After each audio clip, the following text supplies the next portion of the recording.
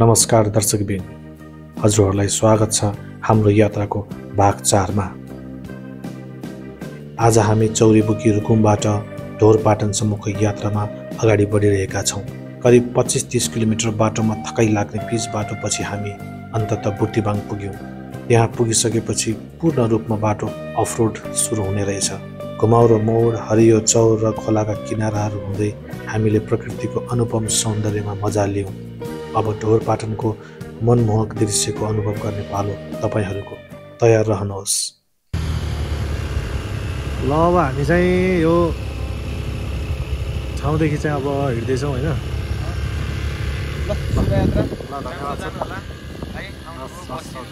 ल हुन्छ है। ल है त।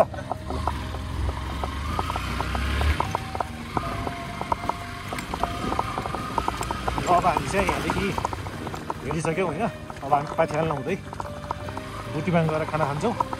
अनि बुर्तिवाङ गएर खानासाना खाएर त्यसपछि हामी त्यहाँदेखि ढोरपाटनको लागि चाहिँ अगाडि बढ्छौँ।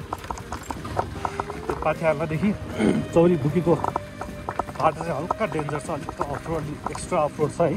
राम्रोसँग आउनु होला। यो चाहिँ हाम्रो भुपेन्द्र दाईको बाइक ढल्यो, त्यसै गरी सुरेन दाईको र मेरो बाइकले खाल्टोमा गएर राम्रोसँग निकाल्नै गाह्रो भयो है, फस्यो। अब चाहिँ हामी यता मेन बाटो झरिसकेका छौँ। यो बाटो हामी जान्छौँ उताबाट।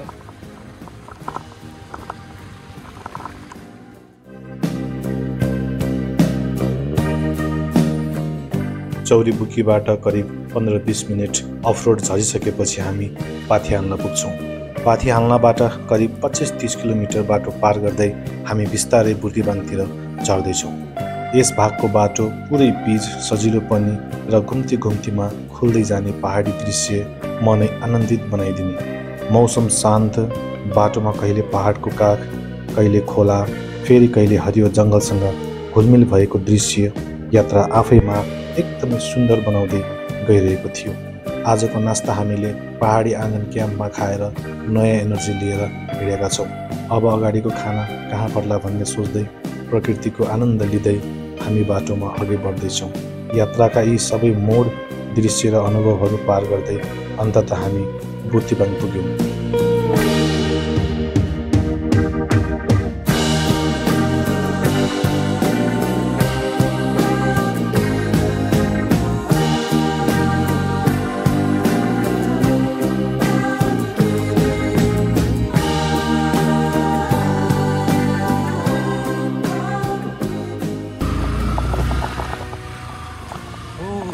ल हामी चाहिँ ढोरपाटन आरक्षण क्षेत्रभित्र प्रवेश गरिसकेका छौँ होइन।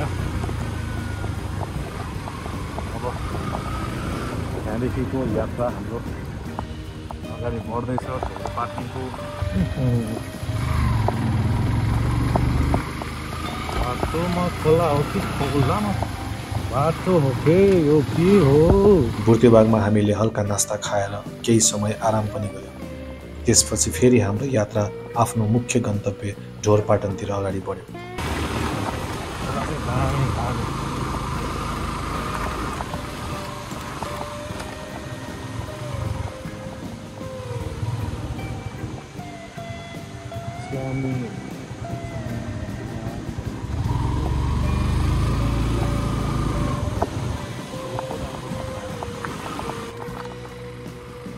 बुर्तिवाङ पछिको बाटो नै वास्तविक अफरोड, तर बाटोभरि भेटिने खोलाहरू, पहाडको काखमा बसेका गाउँहरू र त्यहाँको सरल जनजीवनले हामीलाई बारम्बार रोकिएर हेर्ने मन बनाइरहेको थियो।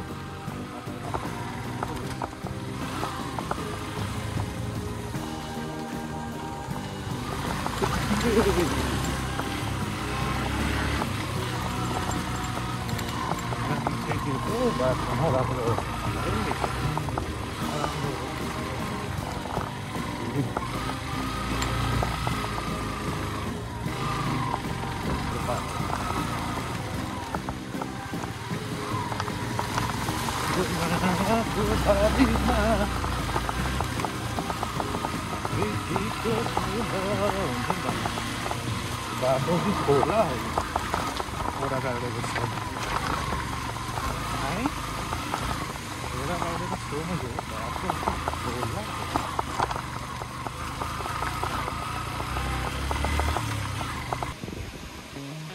एकछिन थकाइ मारेसम्म अब आधा बाटो आइमला सायद हामीहरू अझै आधा बाटो जानु छ एकदमै त्यो ढुङ्गाको अफरोड चाहिँ एकदमै अफरोड छ होइन एकदमै धेरै अफरोड छ राम्रोसँग आउनु होला फेरि हो अब 8 किलोमिटर छ अब 8 किलोमिटर भने पछाडि पनि त अब धेरै लामै सफर हो होइन यस्तो बाटोमा त 8 किलोमिटर भने पनि धेरै हो क्या के भन्नु लडेको छ त्यही माथि पनि अब हामी चाहिँ जान्छौँ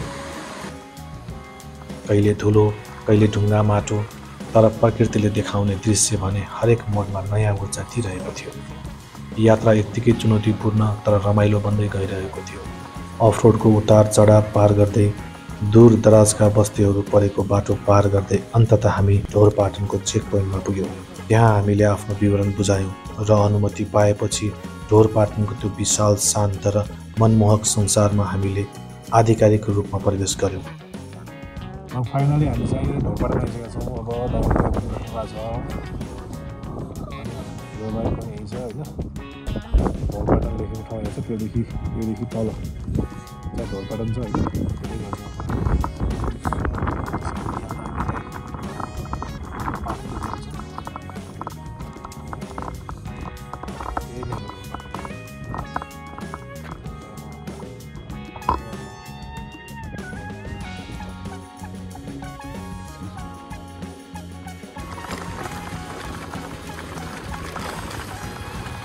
अस्ति हिजो आज धेरै अफरोड बाइक चलाएको कारणले गर्दाखेरि चाहिँ नाच्दै शरीर सबैको दुखिरहेको छ अनि त्यही माथि मसेर अघि चौलीमुखी पनि गएर आएँ हिँड्दै लगभग 3 घन्टाको भिड भयो त्यहाँ त्यस कारण शरीर एकदमै थाकेको छ हामी चाहिँ होटलमा जान्छौँ अहिलेको लागि चाहिँ सोध्छौँ बसेको होटलको मान्छेलाई सजिलो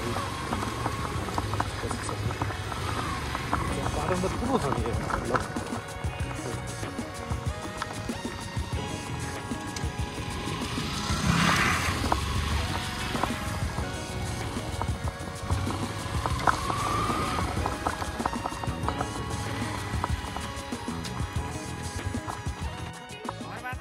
निकाले पनि यहाँबाट बिरामी बनाउने बाटो छ कि भाइ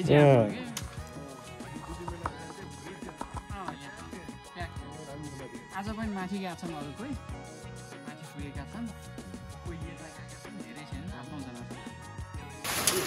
हामी चाहिँ ठ्याक्क आइपुग्यो होइन अनि आएको 15-20 मिनटपछि एकदमै ठुलो पानी पर्यो यहाँ ढोरपाटोमा होइन सबै पानी पऱ्यो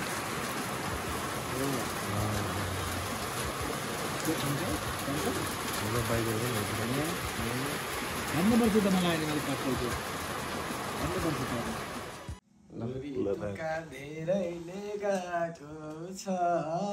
धेरैले गएको छ यो तेलमा रमाइलो भएको छ रानी फुल बसायो तिम्रो माया नभएको कहाँ हो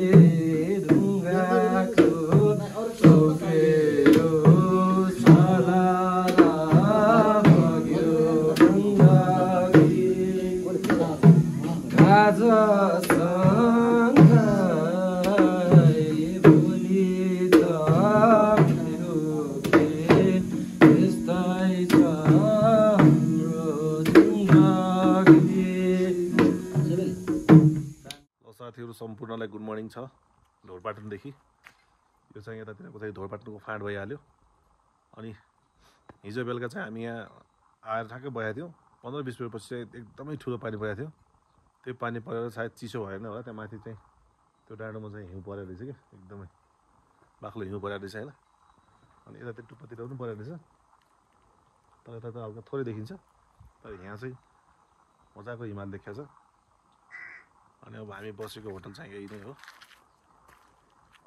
सरस्वती होटल। अनि हामी चाहिँ अब एकछिनपछि त्यहाँ पाटनमा गएर घुम्छौँ होइन।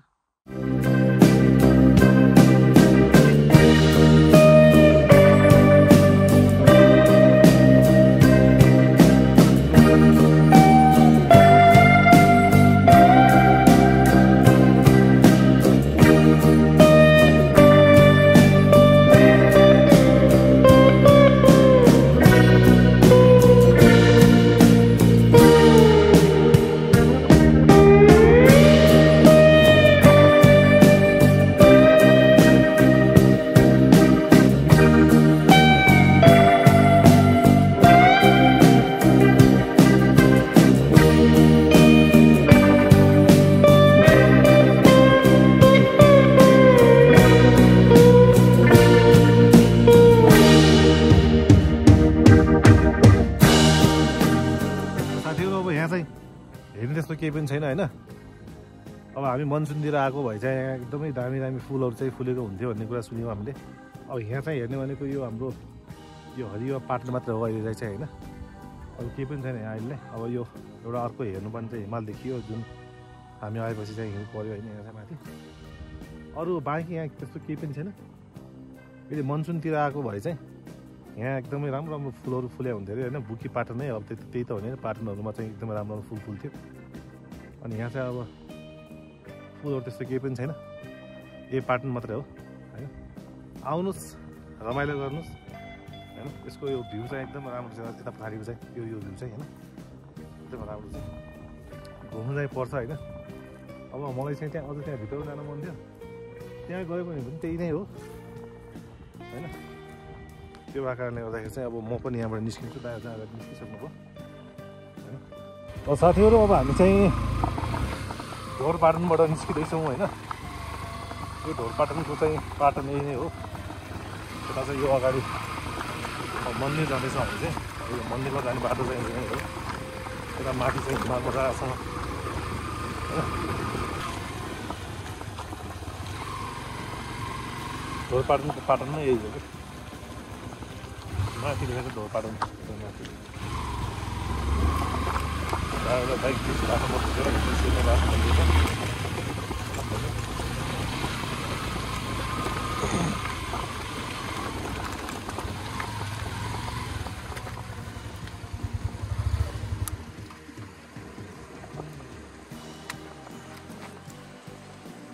यो चाहिँ ढोरपाटनको मन्दिर। जय मा काली। नेपालको झन्डा, बिग सल्युट, त्रिशूल त्यो त आफै बनाएको छ। यो चाहिँ मन्दिर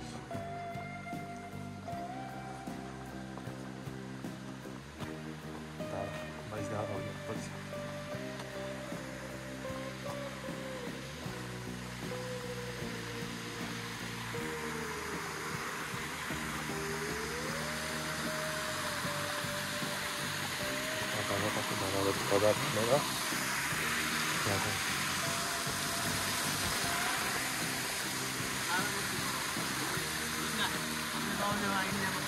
उत्तर गंगा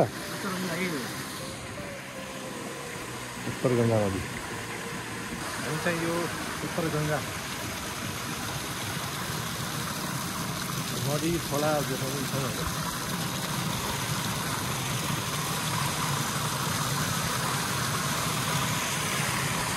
पानी चाहिँ हामी नै पर्नुपर्छ।